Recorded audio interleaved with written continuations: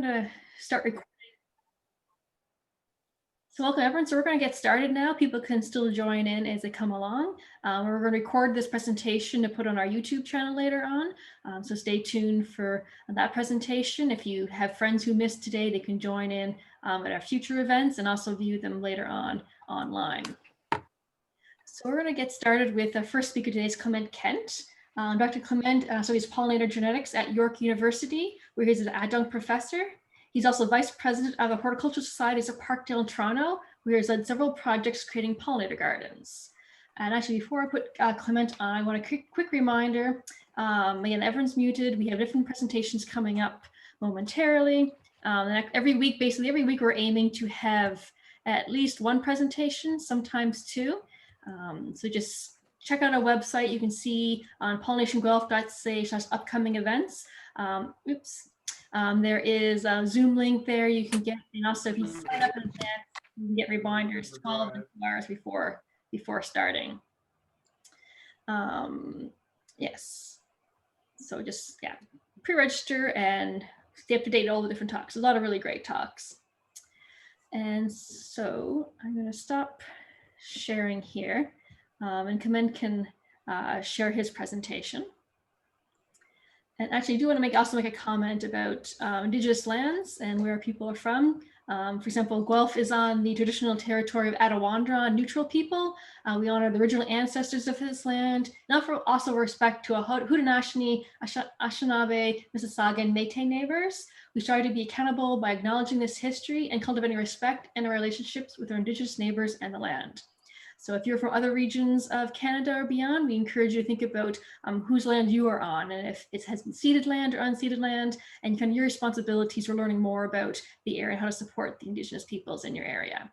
But for now, I'll turn it over to Clement. Again, if you have questions, please add them to the chat box. We'll at the very end, we'll have our Q&A period where we'll then pose them back to Clement. So thanks, Clement. Go ahead. Okay, thanks, Victoria.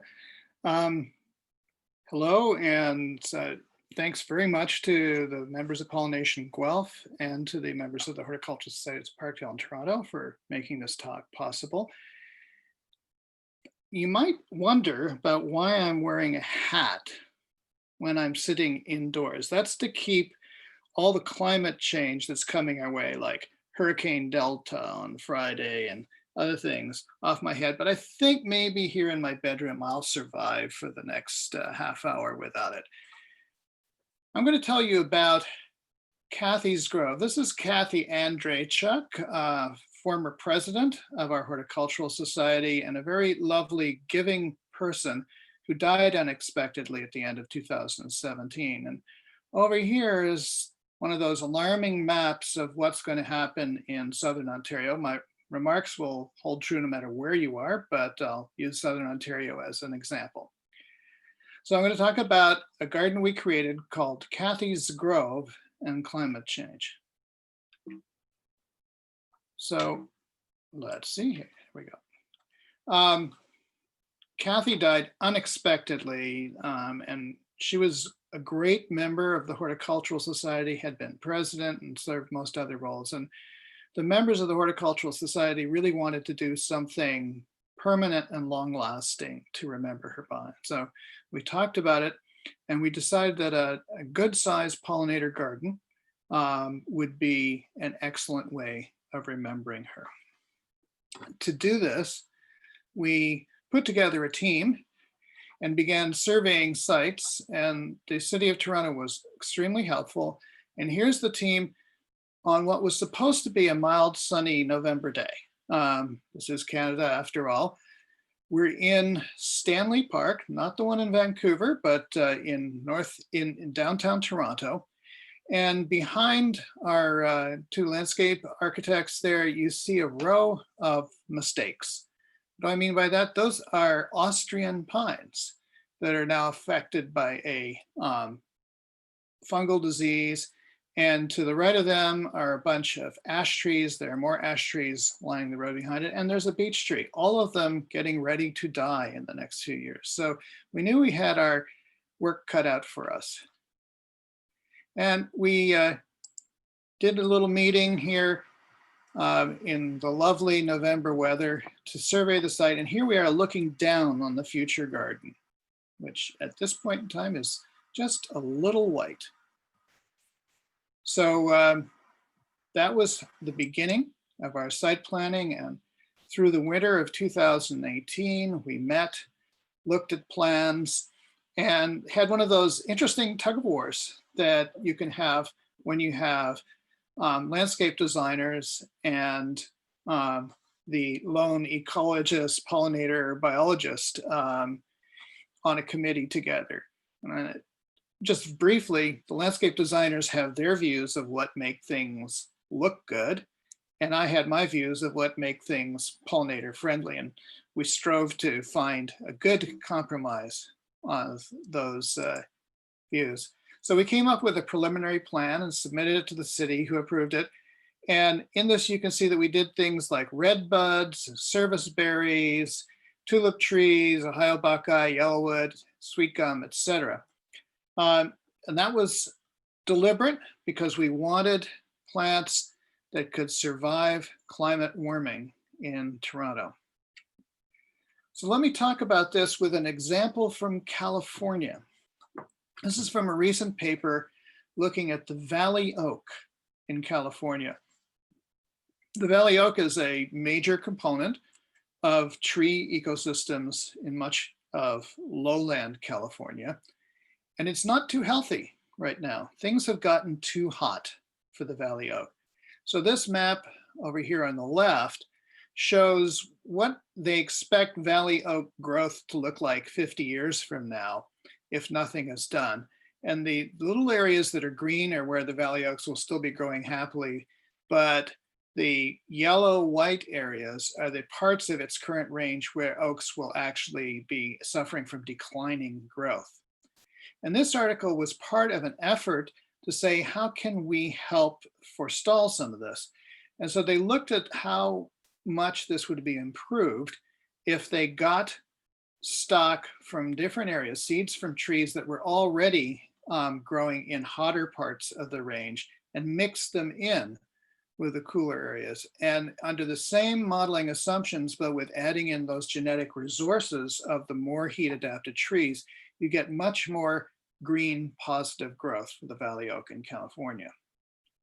So that's an example of the kind of discussion that's going on about choosing the genetic material to put into plantings or restoration or forestation projects to deal with future climate change. Now, many of you will know about Carolinian Canada. Here's a bit of southern Ontario, and the shaded area is roughly what Carolinian Canada is defined as. It's an area roughly south of the line from Toronto over to Sarnia, which contains some of the most diverse habitat in terms of both flora and fauna in all of Canada. In fact, the largest number of species is in this area, although it's been heavily attacked by agriculture and urban development. One of the main things, though, is that these are plants that survived where they are because it was a bit warmer. And so if you're looking at, you know, a gardening map, you might see sort of zone 5, or depending on what you see up here, and zone 6 down here. So Carolinian Canada represents a pool of more heat adapted plants that we can use in planting our pollinator gardens in the hopes that they will be better adapted for future conditions. Now, Carolinian Canada is just part of a mixed woods ecozone, but up here, the woods are more maples, oaks, and poplars. Down here, we've got a beautiful diversity of trees. So let's look at what was found in the Carolinian zone 105 years ago. This is from a map, a Canadian Atlas of Trees from 1915. And I've drawn on top of the map a green line showing the northern limits of tulip trees as they were at that time. And the tulip trees were pretty close to the northern edge of the Carolinian zone. And as an example of a less cold tolerant thing, the gold line shows the northern limits of basswood trees. And so basswood trees were really just on the borders of Lake Erie. And now I know beekeepers up here who have groves of basswood trees that are quite happy and are very good for making great honey when the trees bloom. So we have a long-term view from these forest maps of what used to be. And we can use that to think a little bit about what our planning thing is. So here's that tulip tree line redrawn on a bigger map. And research by forest researchers has found that in Eastern North America, most tree species are found about 130 kilometers south of their ideal range. That's because climate has been warming, but the trees can't move north quickly enough. So if I take this red line, the 1915 limits of tulip tree growth, and move it 130 kilometers north, my goodness, it runs through Barrie and the northern Lake Huron area. And you might think, oh, no, tulip trees don't grow up there. But the Blue Star is the property of a friend of mine who gardens on a highland above Creemore. So definitely, what used to be thought of as tough, cold, zone 4 type thing. She's got 3 happy tulip trees growing in her yard. So we know that right now, much of Southern Ontario is already, due to climate change, in what could be thought of as a Carolinian forest zone. So what does that mean? Well, it means that we can use all kinds of trees and they will grow, but there are a few other factors to take into account. This is a map from a Government of Canada publication where they've used models of climate change to say, what is forest fire severity likely to be like, say, towards the end of this century? And you can see that some of the parts of Lake Erie are actually at the highest forest fire severity risk towards the end of this century. And that there are areas of fairly high risk around them. We have to take that into account. We know already from the hugely unfortunate fires in BC and Fort McMurray what happens when forest fires go out of control. Whole towns can be destroyed, but we don't tend to think about that for Southern Ontario because we have a pretty mild, pretty moist climate. It's not usually something that we spend time thinking about. In Fort McMurray, the fires stopped when they came to bands of poplar trees. And the firefighters there knew that if the fire encountered a band of deciduous trees, it would likely slow down or stop. But that the evergreens, when subjected to long droughts and heat, turned into potential torches. So one of the things that we're going to have to take into account in addition to increasing heat is side effects like increased fire risk. So I'll come back to that question as we talk about planning for plants. So let's go back to what we actually did with Kathy's garden. So this is in the spring of 2018, after all the planning was done. We had a number of native trees and shrubs delivered to the park. There's the future garden. It was just turf on this hillside. There's one of the Austrian pines getting ready to die, and here's a very nice beech tree, which is now suffering from the disease that's going around and killing beech trees all over Ontario. So about a complete wipeout plan. And this is Bill Ching, the partner of Kathy Andrzejczyk, who helped us a great deal.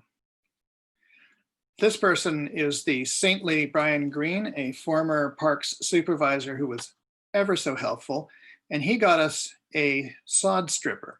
So we stripped off that lawn and used that as a way of getting the garden started. Now, those of you who've worked with starting gardens know that that's probably not an ideal technique. It leaves a lot of weed roots in the ground, and we've been suffering from that ever since. But the best technique, putting down black plastic and letting it bake the seeds and roots underneath for a couple of months just wasn't possible in this relatively small urban park. So we had to do something fast. We took out dead trees because the city has got a lot of dying trees, even young ones that were planted not too long before. We planted in our service berries, our tulip tree, our red buds, and many other species. It was a good, hardworking team that showed up, and I've watched lots of other pollination Guelph things, and I really know, how rewarding it can be to get a lot of people out to work on this kind of thing. Then everybody got their knees muddy a little bit later as we put in thousands of perennials. And we mostly didn't use plugs. We had some plugs, but we mostly used potted plants because in this kind of downtown location, we needed fast growth. We really needed to get things going. Otherwise, people would just ignore it.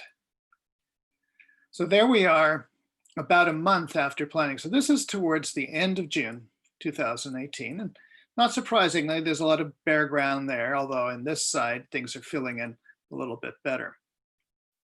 Well, what happened in June 2018? It was one of the lowest rainfall Junes ever. It was somewhere like a fourth or a fifth of the normal amount of rainfall. And by comparison, here's June 2020. You can see the black bar, which is the amount of rainfall, is much higher. So there's a normal decline after May in precipitation, but 2018 was very abnormal. Now, weather does vary, but one of the predictions of climate change is that not only will temperatures get higher, but variability in weather will get higher. And that means not only will we have more warm days, but we may have more super hot periods or super dry periods to deal with. And that's one of the issues that we've faced in Kathy's gardens, and I think everybody planning a pollinator garden needs to think about. So here's 2018. After it began to rain again, the plants finally started growing. They produced a beautiful pollinator meadow.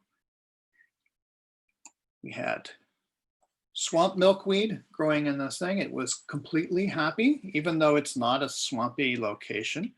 And we had the pollinators coming in, even in the middle of downtown Toronto. This is surrounded by high rises and mid-rise building, but I think we're lucky that there are some railroad tracks not too far away that help bring in some animals from there. Now let's fast forward to July 2020. In June 2018, we had a almost no rain problem. In July 2020, we had rain, but this is the average many years high temperature in July. And in much of July 2020, we were 10 degrees above the average long-term measurements.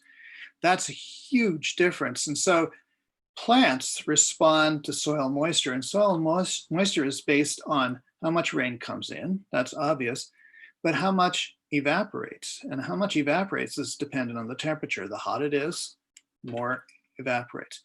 So July 2020 was another test case of an extreme excursion. 10 degrees warmer than normal. That's huge in climate terms. And here's the result. The two sweet gum trees that were there, one of them planted by the city a few years before we created the garden, both croaked. And that's in spite of our being able to do a little bit of hand watering, but not much because the city doesn't have any water supplies near the garden. Those trees shouldn't have croaked. They'd been in the ground for several years. They normally would have been okay. But we lost our two sweet gums, we lost two of the service berries, a couple of the shrubs, and many of the established perennials because of one of these climate excursions of a super hot period. And I'm sure we're expecting more of those in years to come. So here we were 4 days ago, planting in new perennials to replace the ones we lost, and we're giving them more care and lots of hope. and we'll move forward. So, excuse me, let me sum up. Some of the things that we need to take into account when planting for pollinators and dealing with climate change is that we need to plant for at least one climate zone south of what our gardening books and maps tell us, especially for flowering trees and shrubs, because a perennial, if it dies after a couple of years, you can replace it. But those trees are expensive, and we want them to grow big, provide shade, and be there for a long time. So they need to be ready for the future. So we need to use trees like tulip trees and others that are adapted to much warmer conditions. Depending on our sites, we need to select for drought resistance, not because the average is necessarily going to be drier, but because the extreme heat or the extreme drought conditions will become more frequent. So instead of using Monarda in the usual bright red form, which is so beautiful in gardens, but which turns a horrible white mildewy mess when it gets too dry, we've started putting in a lot of horse mint, Monarda punctata, which is much better off in dry soils. We didn't mulch our garden initially because I wanted there to be lots of room for ground nesting bees. But now, reluctantly, we'll begin putting mulch on some of the garden. We'll leave patches of bare ground for the bees, but this summer's experiences in summer 2018 have told us that we really have to do that. And the northern edge of our garden has got a belt of these Austrian pines.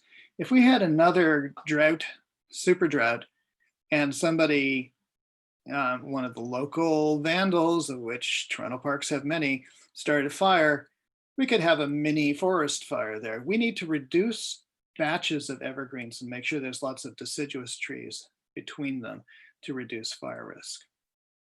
So those are some of my quick observations on what we can do in our pollinator gardens to help anticipate and deal with climate change.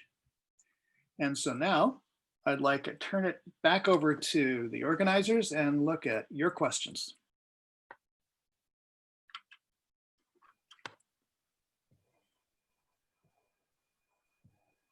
Thanks, Clement. So if you have any questions, please add them to the chat box on the far bottom corner of your screen. I just want to make this.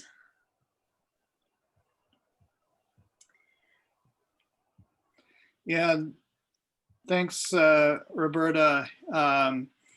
The tulip trees thing really did surprise me, but we go up to visit that friend and I started off saying, oh no, these will never survive. But that was 6 or 7 years ago that I was saying that. And they're growing and blooming and even reblooming in the northern limits of Southern Ontario. The species of Monarda punctata. It's not as pretty as the other two Monarda species, but it's really good for a variety of interesting pollinators. It tends to be a bit short-lived, so you expect to need to replace it every couple of years.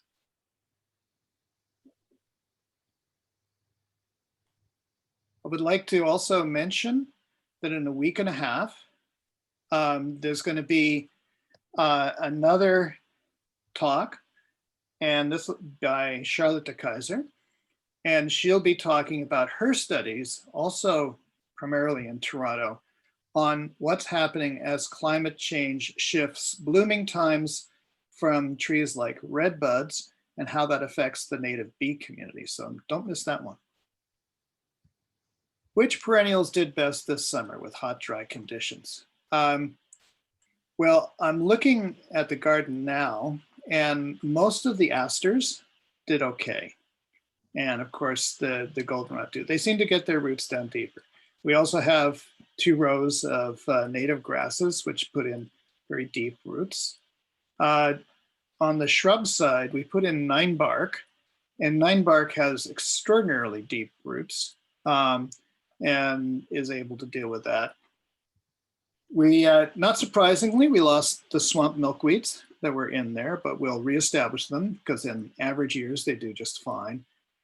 Some of the penstemons that look so beautiful in June did okay.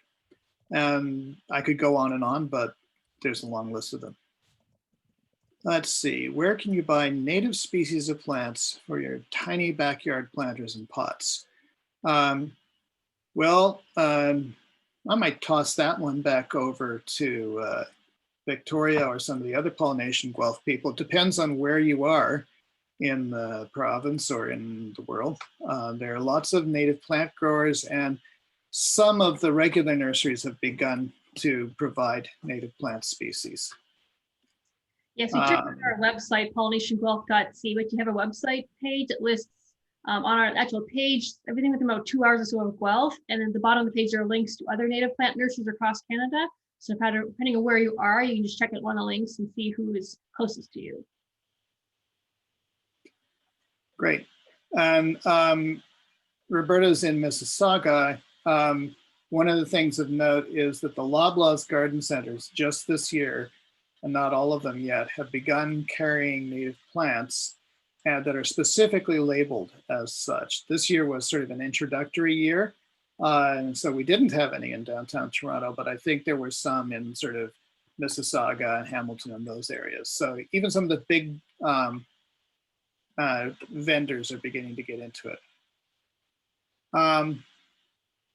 So let me just scroll up, make sure I haven't missed any questions. There is a plant list available to share. Towards the end of the thing, I'll try and type in the link for that, but yes, there is a plant list. Here's a question. Did you find that using smaller tree stock is better for establishment? There we had a real issue. Our parks advisor told them that they spend lots of money on bigger trees, not because their establishment is better, but because they survive vandalism more. In Toronto parks, trees are not separated by fences from kids. Kids go and swing on them, they break the branches. We've lost a couple of trees to vandalism. So we have to compromise that, yes, it would be much better if we could plant little trees and let them grow up, but they don't survive unless we put in bigger ones and then protect them a bit. And we've got a question here about wintertime. What I'm trying to say is that the limits of the Carolinian zone, and then maybe I didn't explicitly mention that, are thought to be more determined by winter cold than by summer heat, although both are important. And even with that, the tulip trees are surviving up near Creemore and Barrie.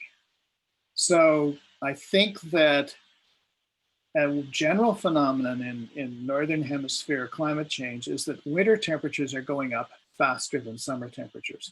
So we're actually experiencing a greater range expansion north for things like Carolinian zone plants than you would expect. And that relates to the question, is the map of the Carolinian area being redrawn? And do I think that the southern edge will no longer be in it soon? Well, first on the southern edge, no, the Carolinian zone goes all the way down to the Carolinas. So I don't think we'll be out of the southern edge soon. I would love to see a redrawn map of it. And I think that would be great for a group like Carolinian Canada to take on and provide. And I'm sure there'll be lots of debate about it. Not everybody agrees with the fact that it's moved that far, but the proof is in the pudding. The trees are growing far north of where they used to. Let's see, for Mary Jane, and who lives in Hamilton, would like to add a paper birch in your backyard. Here in Toronto, a lot of our birches are suffering, and I've seen it elsewhere across the Carolinian zone. I think it's mostly drought periods, but it may also be heat. And yet, in a couple places in the blocks around me, some birches have survived it. I think it has to do with people who water. I think you can have birch trees in your yard, but you may have to water them during the hot, dry periods. And Isaac Hendrickson is doing his thesis on making planting more resilient to climate change. Isaac, where are you? We want to hear more about this. You need to give us a talk in a year or two when you've got your thesis done. From Katie West. Sorry, go ahead. Were you going to throw something in, Victoria? Yeah, just to follow up on that question. A question was posed previously in the chat. I think you may have mixed it. Talking about what are your thoughts on native cultivars versus the native varieties, especially in terms of drought tolerance? So cultivars are even slightly. That's a whole other. It is a whole topic. That's a whole other talk. Yeah. Right now, I'd say get what you can. I'm involved with a bunch of people in Toronto. We're collecting native plant seeds to grow over winter because we can't get enough native plants with high genetic diversity. So we're growing them ourselves. But if you can't find them, use a cultivar. I believe that as the climate changes, many species will have to move. Different genetic stocks will come in contact with each other, and there'll be a lot of crossbreeding, but it's a whole other talk to talk about that.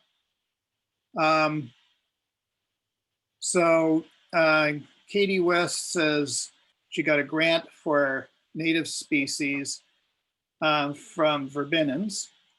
And Verbinens is amazing because they have lots of stock, lots of variety. And I've gotten plants from them. We try and buy plants from native plant growers who say that they use local stocks. They use local seed stocks and so on, but none of them are as big as Verbinens. Verbinens doesn't tend to do that. Verbinens tends to use cultivars, but there's certainly a lot of great plants available at Verbinens.